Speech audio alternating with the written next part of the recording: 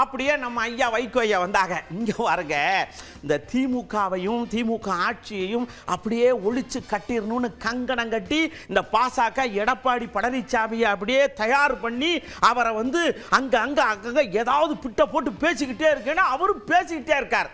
இது பெரியார் வாழ்ந்த மண். நாங்கள்லாம் இனத்துக்கு இருக்கோம், விட்டுருவோமா? அப்படியே ஒன்றும் பண்ண முடியாது.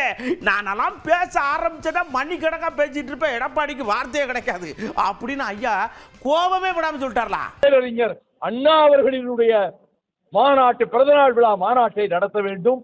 ஏனெனில் இந்துத்துவ சக்திகள், RSS, பிஜேபி வட்டாரங்கள் இந்த தமிழகத்தை கபலீகரம் செய்து விடலாம் என்று கருதி கொண்டு அவர்கள் இங்கே கால் ஊன்ற முயற்சிக்கிறார்கள். அது நடக்காது. இது பெரியாரின் பூமி, அண்ணாவின் மண், திராவிட இயக்க பூமி. எங்கே அவர்கள் கால் வைக்க முடியாது.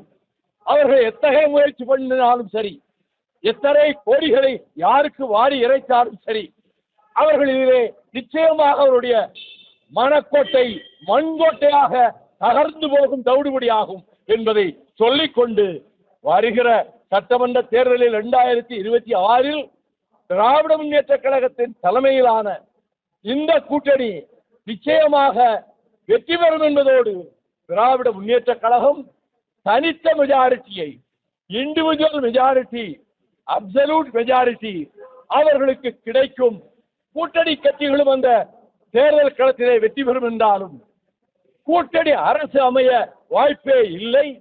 திமுக தனியாகவே அரசு அமைக்கும், ஆட்சி அமைக்கும் என்பதையும் இந்த நேரத்தில் செய்தியாளர்கள் மூலமாக தமிழக மக்களுக்கு நான் தெரிவித்துக் கொள்கிறேன்.